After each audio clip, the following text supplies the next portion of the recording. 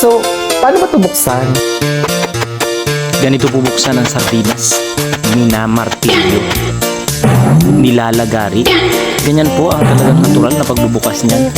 Para sa katulad kong mahirap, isa ito sa masarap na ulam dito sa aming probinsya. Sulit na, mura pa.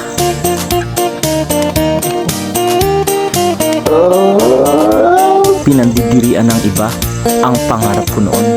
Kasi ang sardinas, pangarap ko noon na makakain ng isang buo na ako lang kumakain. Siyam kasi kami magkakapatid. Tapos kapag kumakain kami ng isang buong sardinas, hati-hati, nilalagyan lang ng kaunting asin. At yun, agawan na kaming magkakapatid. Napakasarap ng ulam na ito.